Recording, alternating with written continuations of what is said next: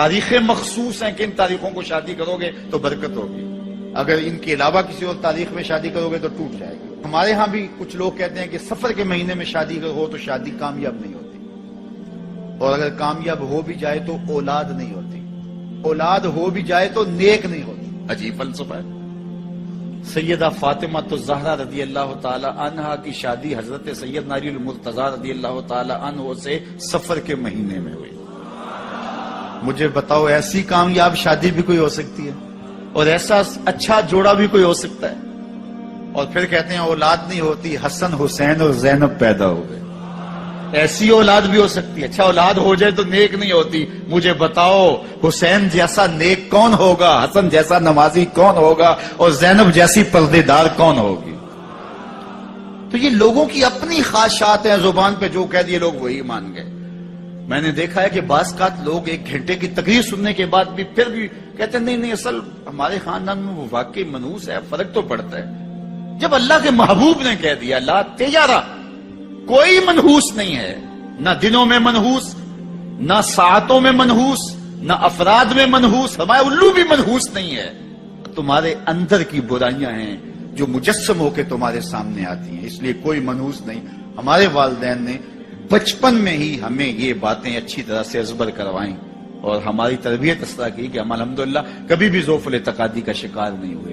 تو آپ بھی اپنی اولادوں کی ابھی سے ایسی تربیت کریں کہ ان کا توکل اللہ پر ہو، ان کا توکل اللہ کی بابرکت ذات پہ ہو، اور وہ اسی پہ بھروسہ کرنے والے ہوں۔ جب اس پہ بھروسہ کرنے والے ہوں گے تو زندگی سوکھی گزرے گی۔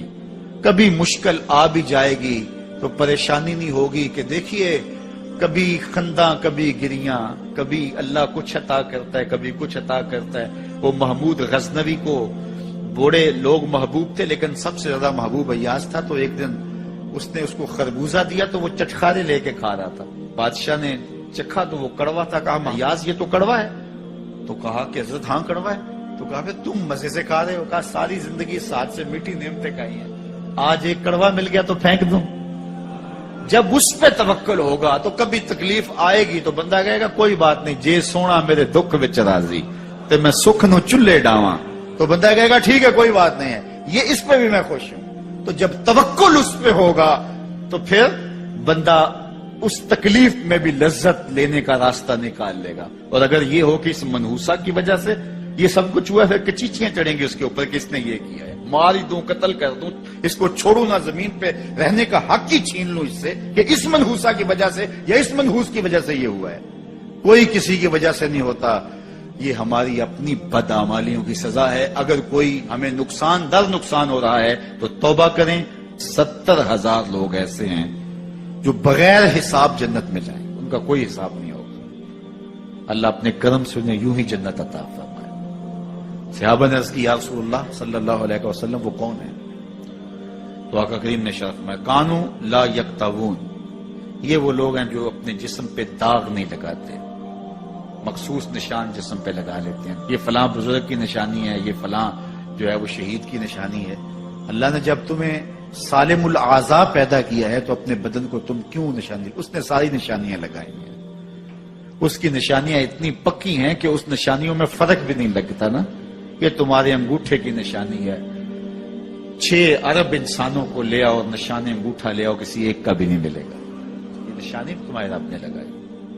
جیسی صورت تمہاری ہے ایسی صورت کسی اور کی نہیں بنائی، تمہیں منفرد بنایا اس میں۔ پوری کائنات میں سارے لوگ تمہارے جیسے ہیں لیکن تم پھر بھی الگ دکھائی دیتے ہو۔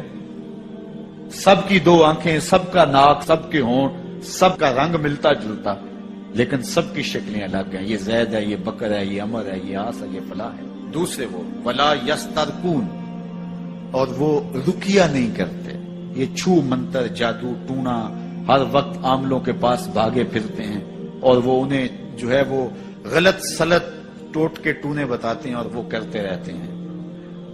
عجیب لوگوں کے نفسیات ہوتے ہیں، صبح سے لے کر شام تک اسی چکر میں رہتے ہیں، اور پھر ساری زندگی ان توہمات سے نکل ہی نہیں پاتے۔ اللہ نے تمہیں پیسے دیے ہیں، نئی گاڑی تم نے خریدی ہے، چھوٹے بچے کا جوتا کیوں باندھ دیا آگے تم؟ جوتا باندھنے سے اگر یہ ایکسیڈنٹ سے، حادثے سے گاڑی بچ سکتی ہوتی ہے تو پھر پاکستان کے جتنے PIA کے جہاز ہیں سب پر باندھ دینا چاہیے۔